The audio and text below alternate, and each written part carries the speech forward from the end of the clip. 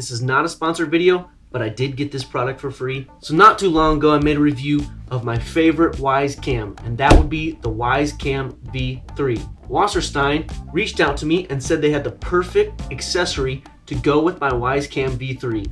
The Wasserstein 3-in-1 floodlight, charger, and mount, compatible with Wyze Cam V3. Powerful floodlight to complement your security system. Keep your security camera always charged. Here's the specs if you want to see them. And let's open this up. Looks like we have charging cable, screws, wire nuts, plate of some sort. Looks like it's for the camera. And we have the actual light assembly right here. Ooh, waterproofing foam pad. We've got the directions. Let's open this baby up. Okay, very nice. Easy to wire. Looks like I've got the LED floodlights right here. Looks like some sort of motion sensor. This looks like where I would hook the camera up. It's got a USB plug right here. Let's look and see what we have to do to hook this up.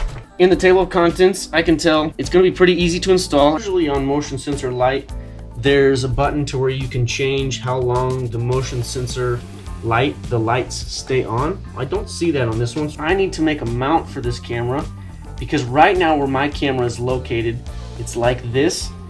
And in order for this motion sensor to work correctly, it needs to be orientated in this fashion.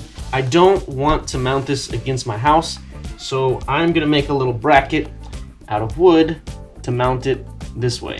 By the way, thanks Wasserstein for sending me this. I'm gonna have everything in the links below if you just wanna jump there and check it out. But stay to the end of this video to see how it works for me.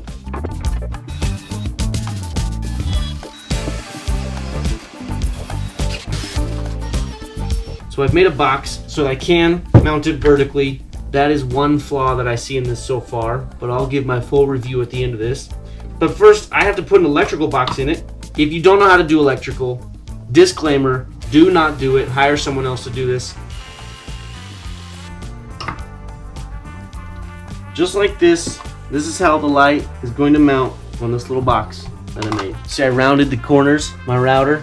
Give it a little touch to make it look nice. I've got my box ready. I have to fish a new electrical wire. I am going to drill a hole for that electrical wire to go through.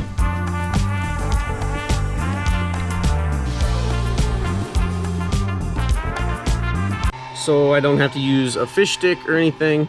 Here's what I did.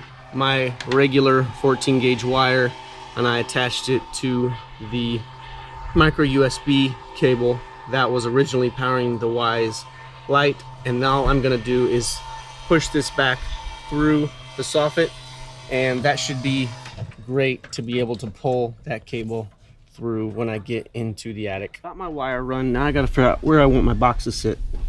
I think I want my box sitting as far back as possible so the light covers as much ground as possible. So I think I'm gonna drill my hole for the cable pretty far up here, so that hole goes right there, and then I'll be able to run that wire in just fine.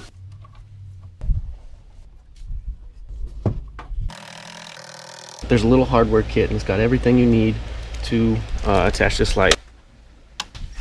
Now that the bracket's up, now we can wire in the light and mount the light. It's all wired in. Now the next thing I need to do is attach the light actually to the bracket. It's got this little gasket that goes on this female Phillips head screw that goes right in this after you attach the light. I do want to note that there is this foam gasket, and that's pretty important for keeping water out of your light. Then it's got a little rubber gasket that goes out here. It goes like that. So there you go. That looks pretty nice. But the next thing I need to do is attach the camera. There's this little bracket that's supposed to hold the Wyze Cam V3. And there's two ways to mount the bracket. The bracket just screws right here into this little screw right here. You can either mount it like this, or you can mount it upside down like this. I guess I'm going to put it in the upside down orientation. Well, yeah, let's put it in upside down. If you put it in right side up, pretty tight, and there's no movement. You can't move it left or right. It's stuck in this orientation. Let's plug into the little micro USB port over here. It's nice and snug, and it's got a rubber gasket in there, so that's nice. Then I've got plugged the cable and the camera in right here, and so that's in there, but I've got this cable just hanging here. I'm not gonna allow that to happen. For now, I'm probably just gonna put a zip tie on it. So as of right now, this cable is just awkwardly sticking out here. It needs like something to secure it against the side of this light. I know that this is something I'll have to fix here in the near future, but for now, I'm just gonna leave it and see what happens. I'm not making any modifications to this light because I want to review this light as they gave it to me, and not for the modifications that I do to it.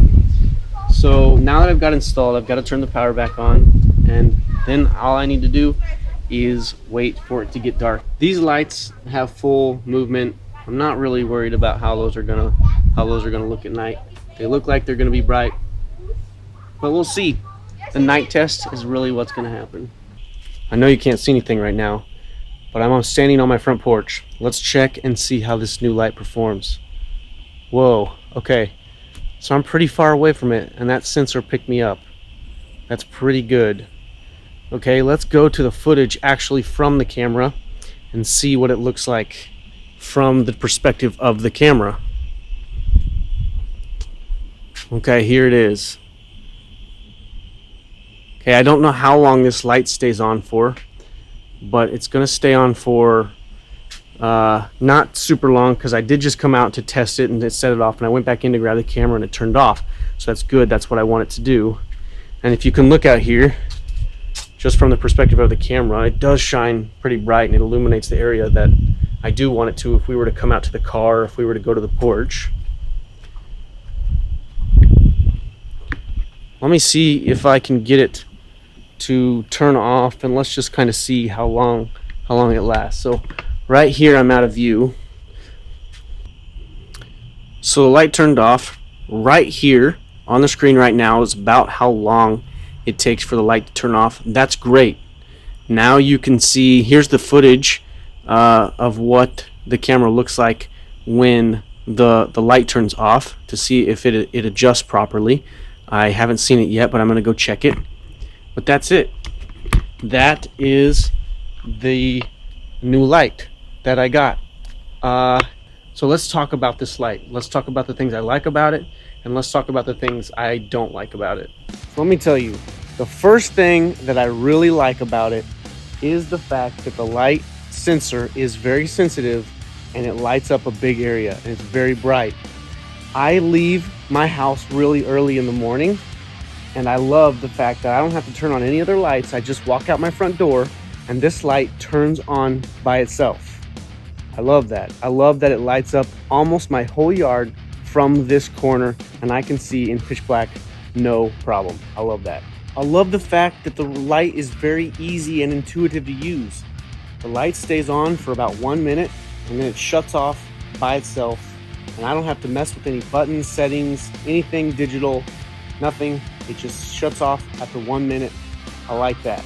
I love the fact that the Wyze Cam V3 was very easy to mount, and it snaps in very easy to the light, and that the light charges it and it comes with a little charging cable. I love that. I also love that with the right wall setup, this light was very easy to mount as well. Anybody could do this. It was very easy with a 110 power source. This was very easy to mount. Now here's something I think could be improved on. This power cable. I don't think this power cable is a problem for me right now, and I think I'm gonna take a zip tie and a cable tie down and screw it right to the side of this box that I made. But I think this can be improved on, of having a little tab or some sort of tie down for this cable, so that it's not just hanging out there to where a bird can chew through it, or the wind can damage it if it gets blown around a whole bunch of times, or anything like that. A little tie down on the side of this light would be really nice for that cable. I know this light was meant to be mounted on a wall vertically, but this light would be much more versatile if it could be mounted in any direction. And the only thing that is preventing it from doing so is the light sensor. The light sensor only reads vertically, facing in the direction away from the light. you can't turn that light sensor. Something that could be improved is making that motion sensor movable so that this light can be mounted anywhere. So here's the deal. This Wasserstein light is all right if you're gonna mount it vertically. It's the only way it mounts vertically. It does not mount horizontally. But here's the kicker. Here's the other side of it. Wyze came out with their own V3 version 3 camera exterior security light attachment. They came out with their own, and it is awesome. The Wasserstein one is $50, but the one from Wyze is $100, and it's like 120 or something with the camera. I don't know why you wouldn't get that one. The Wasserstein doesn't have any other settings or anything else that works with the camera. Especially the Wyze one, you can set the time, how long you want the light on, the brightness of the light. There's an extra siren attached, like an extra siren built into the security light. It's way nice. So if I could give you advice, if you have $100 and you really want a nice security light with options, I would probably go with the Wyze one. But if you just want the one that mounts vertically on the wall, that's easy to install, that you just pop the camera in and it works, the wire to 120, the Wasserstein one is great. Well, I hope you found this helpful. Hope you found this useful. Let me know if you go with one of them in the comments or you have one. I want to hear from you. Thanks for watching.